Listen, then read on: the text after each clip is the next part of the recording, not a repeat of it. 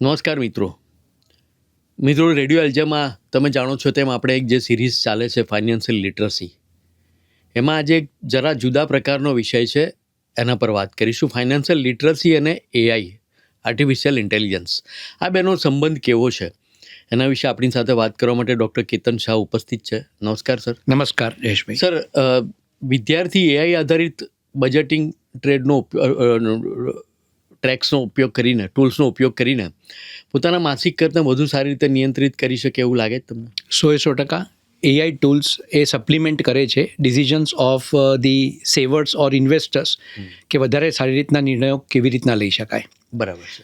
ઘણા બધા AI tools available છે. ફોર એક્ઝામ્પલ, એક છે ક્લિયો, YNAB, પછી છે રોકેટ મની, અને ઘણા બધા છે. અલગ અલગ દેશોમાં અલગ અલગ ટૂલ્સ ડેવલપ થયા છે. આ બધા ટૂલ્સનો એક બહુ મોટો ફાયદો એ થાય છે, સૌથી પહેલાં તમારા જરૂરિયાત પ્રમાણે તમને મશીન એઆઈ સલાહ આપે છે. બરાબર. હું એને એઆઈ કન્સલ્ટન્સી કહીશ.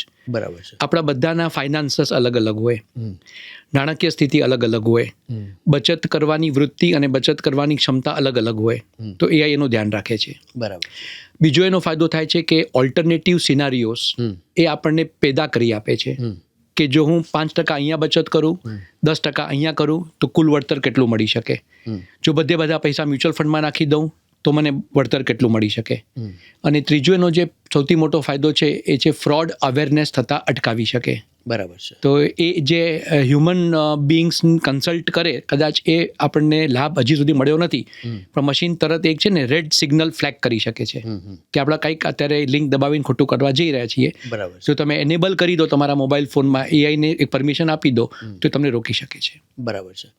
સર, ક્યાંક એવું વાંચેલું કે એઆઈનો ઉપયોગ કરીને ધારો કે શિક્ષણ જગતમાં ઉપયોગ કરે તો ધારો કે કોઈ એક સબ્જેક્ટના 40 એક્સપર્ટ્સ છે. યસ.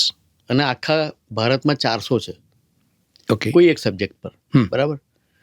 એઆઈ એનું એક્સ્ટ્રેક્ટ છે એ તૈયાર કરીને આપે છે. બરાબર છે. બરાબર છે. એટલે એ 400 જણાને કોઈ એક સ્ટુડન્ટ કે સ્ટુડન્ટનો એક જગ્યાએ રહેતા એક જગ્યાએ ભણતા સ્ટુડન્ટ્સ, એમને ક્યારે એમનો એક્સેસ નહીં હોય, પણ આ 400 જણાનું ભેગો જે એમનો નિચોડ છે, એ ભણાવવાની એમની જે સ્પેશિયાલિટી છે, યુએસપી છે, એ આ સ્ટુડન્ટ્સ ગમે ત્યાંથી લઈ શકે છે. મને લાગે છે કે આ જ એપ્લિકેબલ છે એઆઈ ટૂલ્સમાં. એક્ઝેક્ટલી.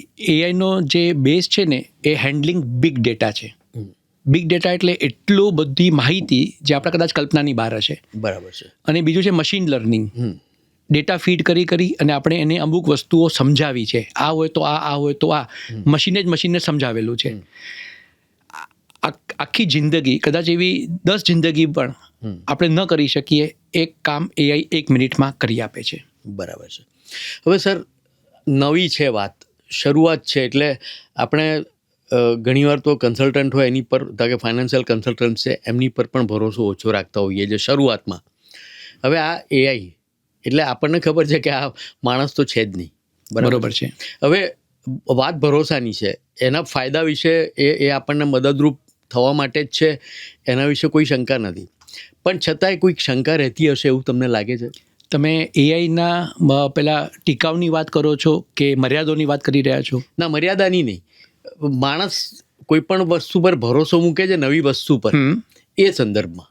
ઓકે. હા. તો અત્યારે એવું છે કે ટ્રેન્ડ છે એઆઈનું. આંખો મીચીને લોકો એઆઈ ઉપર ભરોસો મૂકી રહ્યા છે. તો મને એવું લાગે છે કે જ્યાં સુધી ફાઇનાન્સ ફિલ્ડ છે એમાં પણ અત્યારે કોઈ કારણ દેખાતું નથી કે લોકો એના ઉપર ભરોસો ન મૂકે. શરત એટલી જ છે, ટ્રેન્ડ પકડવો જોઈએ. બરાબર. જે પ્રમાણે આપણે જીપીએસ વાપરીએ છીએ તો એઆઈ ઉપર જ ચાલે છે.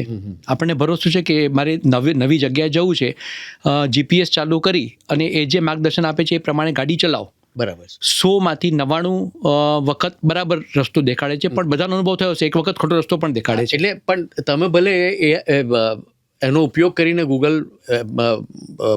એનો ઉપયોગ કરીને તમે ચાલતા હો, બરાબર છે. બરાબર, પણ તમે તમારી જે રોડ પરની દ્રષ્ટિ છે એને પણ ગુમાવો નહીં. હા, એ તમે ગુમાવી ન શકો, કારણ કે તમે ડ્રાઈવરલેસ કારમાં નથી. હા. ડ્રાઈવરલેસ કારમાં હો અને જીપીએસ એનેબલ્ડ વ્હીકલ હોય તો હજી અલગ વાત છે, જે અમેરિકામાં, યુરોપમાં નેસેન્ટ સ્ટેજ ઉપર થઈ રહ્યું છે. ભારતમાં જે ટેકનોલોજી આવી નથી. તો સર, આમાં માનવીય સલાહ પણ જરૂરી, એની સાથે સાથે એઆઈની સાથે, એવું તમને લાગે, ખાસ કરીને ફાઇનાન્શિયલ પેલા એમાં? હવે આનો જવાબ આ રીતના આપીશ કે એઆઈનો ઉપયોગ ફિનાન્શિયલ ડિસિઝન્સમાં ક્યાં કરવો? હાઈ ફ્રિકવન્સી હેવી ડેટા હોય એઆઈ ઉપર છોડી દો.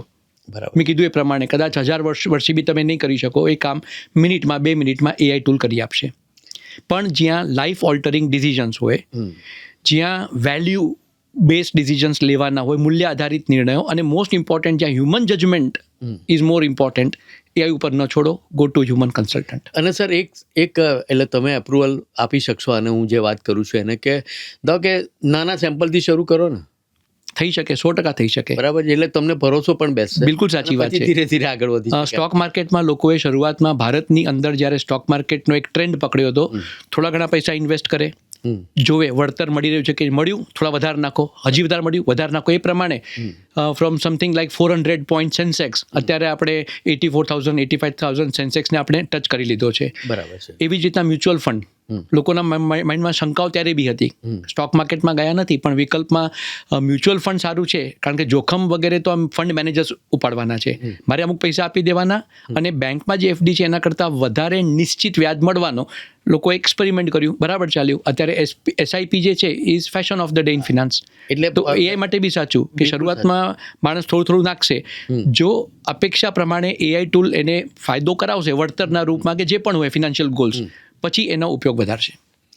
એટલે એઆઈ અને ફિનટેકનો ઉપયોગ કરવો, એટલે એનું જ્ઞાન મેળવવું વિદ્યાર્થી માટે તમને લાગે છે કે હવે જરૂરી થઈ ગયું છે? જો આપણે એમ કહીએ કે આજે મારે પ્રોફેશનલ લાઈફમાં પ્રગતિ કરવી છે પણ હું સ્માર્ટફોન વાપરવા તૈયાર નથી, પ્રોફેશનલ લાઈફમાં પ્રગતિ કરવી છે પણ સોશિયલ મીડિયા ઉપર હાજર રહેવા તૈયાર નથી, તો પ્રશ્ન આવશે તો બી કેવી રીતના થઈ શકે? કારણ કે એક શિક્ષક તરીકે મારા બધા ટાઈમ ટેબલ, ડેના શેડ્યુલ, સ્ટુડન્ટ્સના ગ્રુપ બધા વોટ્સઅપ ઉપર હોય કે પછી ક્લાસરૂમ, ગૂગલ ક્લાસરૂમ ઉપર હોય કે આવા કોઈ સોશિયલ મીડિયા પ્લેટફોર્મ પર, I have to be a part of it. એવી જ રીતના છેલ્લા 3 વર્ષ, ખાસ કરીને કોવિડ પછીની વાત કરીએ તો 2022-23 પછીથી AI is becoming slowly and gradually a part and parcel of our every day life in many aspects. ખાવા પીવાથી કરી કપડાની ખરીદી, એજ્યુકેશન, આપણે ખબર નથી પડતી એઆઈ કેવી રીતના પણ આવી ગયું છે. એટલે એઆઈ અને ફિનટેક ઇઝ હિયર પરમનન્ટલી. અને એટલા માટે અચ્છા, હવે લિટરેટ એટલે કોણ? તો જૂની પરિભાષા એવી હતી કે તમે જે ભાષા બોલો છો એ લખતા કે વાંચતા આવડવી જોઈએ, તો તમે સાક્ષર લિટરેટ છો. બરાબર છે. નવી વ્યાખ્યા જે યુરોપમાં અને અમેરિકામાં સ્વીકારાયેલી હતી એ આવી છે કે એટલીસ્ટ 1 કોમ્પ્યુટર પ્રોગ્રામ તમને આવડવું જોઈએ. પછી ભલે વર્ડ ફાઇલ હોય કે વર્ડ ફાઇલ ખોલવાની કેવી રીતના, લખવાનું કેવી રીતના, ડિલીટ કેવી રીતના કરવાનું, બંધ કેવી રીતના કરવાનું. લખતા વાંચતા આવડે છે બરોબર, પણ કોમ્પ્યુટરનો એક પ્રોગ્રામ ઇન્ડિયામાં જે વ્યાખ્યા નથી આવી. તો હું માનું છું કે 21મી સદી, 25 વર્ષ થઈ ગયા છે, પણ 21મી સદી હવે જે ડેફિનેશન લિટરસીની આવશે એવી આવશે કે લખતા વાંચતા તો આવડવું જ જોઈએ, પ્લસ કોમ્પ્યુટરનો એકાદ સોફ્ટવેર તો આવડવું જ જોઈએ, પ્લસ તમારી એઆઈ લિટરસીની મિનિમમ સ્કિલ્સ હોવી જોઈએ. બરાબર છે. અને હવે જ્યારે એઆઈ દરેક ક્ષેત્રમાં, એટલે કશું જ બાકી નહીં રહે, બરાબર છે, એનો પગ પેસારો કરતાં બી માણસ માટે બનેલું છે, માણસની સેવા માટે બનેલું છે એવું માનીને આપણે ચાલીએ તો એ દરેક ક્ષેત્રમાં હશે જ. તો મને લાગે છે કે સ્માર્ટફોન પણ લોકો ક્યાં વાપરતા હતા? એક્ઝેક્ટલી. આજથી 10 વર્ષ પહેલાં બધા પાસે સ્માર્ટફોન નહોતા. અને એના હવે તો એવું છે કે સ્ટુડન્ટ્સમાં, ખાસ કરીને આપણે સ્ટુડન્ટ્સની વાત કરીએ તો એ લોકો લેટેસ્ટ વર્ઝન્સ લે છે આના. યસ. તો આ લિટરસી પણ બહુ જરૂરી છે કે તમે, કારણ કે તમને ઘણું બધું નહોતું જ આવડતું, એ હવે આવડી ગયું છે. અને તમારો તો જે ફેઝ છે તો શીખવાનો જ ફેઝ છે, બરાબર છે. તો મને લાગે છે કે એમણે આ પ્રકારની થોડીક સ્પેશિયલાઇઝ પહેલાં એમાં બી જઈને આના અંગેની લિટરસી મેળવવી જોઈએ. 100%. અને ભારતમાં ઘણી બધી યુનિવર્સિટીઝ ઇન્ક્લુડિંગ આપણી એલજેકે યુનિવર્સિટી અમુક કોર્સમાં એઆઈને દાખલ કરી દીધો છે. બરાબર. As a formal course structure. આખા પેપર્સ આપણે એન્જિનિયરિંગ કોલેજમાં વગેરે આપીએ છીએ. કોમર્સમાં બી અમે એઆઈનો ઉપયોગ કેવી રીતના કરવો એ સ્ટુડન્ટ્સને શીખવાડીએ છીએ. એમની પાસે હથિયાર તો છે, સ્માર્ટફોન અને AI app tools, example chat GPT હોય, પછી હથિયાર ચલાવતા નથી આવડતો, તો એ જે રોલ છે એ શિક્ષકોનો છે અથવા એઆઈ એક્સપર્ટ્સનો છે. બિલકુલ. અને સર ઘણી જગ્યાએ શોર્ટ ટર્મ કોર્સીસ બી ચાલતા હોય છે, તો કે 1 વીક માટે એ લોકો ફાઇનાન્શિયલ લિટરસી એન્ડ એઆઈ એના પરનો એક કોર્સ ઓનલાઈન પણ ઘણી બધી જગ્યાએ હોય છે. તો તમે રેકમેન્ડ કરો કે આ કોર્સ પણ કરવો જોઈએ, જેથી તમારે જ્યારે એનો અમલ કરવાનો આવે ત્યારે ઘણા બધા તમારા ડાઉટ્સ ક્લિયર થઈ ગયેલા હોય અને તમે બહુ કોન્ફિડન્ટલી એનો ઉપયોગ કરી શકો. જયેશભાઈ, મને કહેતા બહુ ગર્વ થાય છે કે એલજેકે યુનિવર્સિટીએ કોર્સેરા જે ઓનલાઈન લર્નિંગ વેબ એપ છે એમની જોડે આપણે ટાઈઅપ થયેલું છે. દર 2 મહિને આપણે એક વિન્ડો ખોલીએ છીએ કે સ્ટુડન્ટ્સ રજિસ્ટર કરાવે અને અનલિમિટેડ નંબર ઓફ કોર્सेस કરે.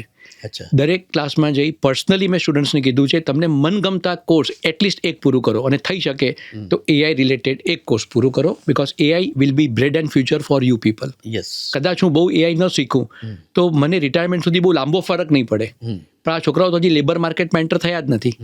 એમને એઆઈ જો નહીં આવડતું હોય બેઝિક લેવલનું તો એને જોબ મળવી મુશ્કેલ થશે અને પોતાનો બિઝનેસ હતે તો બિઝનેસને આગળ વધારવો બહુ મુશ્કેલ પડી જશે. સર તમારી સેજ અસંમત થવું તમારી સાથે એ રીતે કે હવે ઉંમર સાથે લેવા દેવા જ નથી અને કોઈ પણ વ્યક્તિએ હવે આનાથી તૈયાર રહેવું જોઈશે એવું મને લાગે છે, કારણ કે ફાઇનાન્શિયલ ડીલિંગ તો તમારા ડે ટુ ડેના છે. જયેશભાઈ, મેં કહેવાનો અર્થ એ હતો કે મારે જે ભણાવવાનું આવે છે, મારો વિષયની વાત કરો તો એની અંદર ડાયરેક્ટલી એઆઈ ક્યાંય નથી. રાઈટ. અમે ફક્ત પ્રોમ્પ્ટ કેવી રીતના આપવા એમાં શીખવાડવાનું એવું શીખવાડી રહ્યો છું. બરાબર છે. અને મારો પોતાનું જે વર્ક પ્રોફાઇલ આખો છે એની અંદર ડાયરેક્ટલી એઆઈ ક્યાંય ઇન્વોલ્વ નથી. બરાબર છે. તો જે લેવલનું સ્ટુડન્ટ્સને શીખવાનું છે એ લેવલનું હું ન શીખું તો ચાલી જાય. રાઈટ. ફોર એક્ઝામ્પલ ઇમેજસને કમ્પાઇલ કેવી રીતના કરવું, Right. પીપીટીસ કેવી રીતના બનાવી, હા હા. તો એ બધું શીખવાની જરૂર નથી, પણ વિદ્યાર્થીઓ અત્યારે એ બધું શીખવું પડે. અમારે વર્ક પ્રોફાઇલ પ્રમાણે મારું વર્ક શું છે એ પ્રમાણે મારે એટલું શીખવાનું રહે. કારણ કે એ સિવાયના બી કામ હોય ને.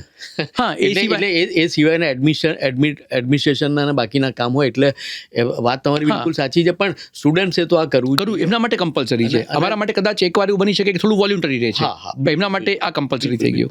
બિલકુલ સાચી વાત છે. સર, ખૂબ સરસ રીતે તમે એઆઈનો ઉપયોગ કેવી રીતે કરો ફાઇનાન્શિયલ લિટરસીમાં, કયા એપ્સ વાપરવા જોઈએ, વિવેકપૂર્ણ ઉપયોગ તો આપણે દર વખતે એક ડિસ્ક્લેમર નાખીએ જ છે કે ભાઈ વિવેકપૂર્ણ ઉપયોગ કરવો પડે. બરાબર છે. બધી ટેકનોલોજી માટે સાચું. કોઈ પણ ટેકનોલોજી માટે. બરાબર છે. તમે ખૂબ સરસ રીતે વાત કરી. આપનો આભાર માનું છું રેડિયો એલજે વતી. Thank you sir. Thank you.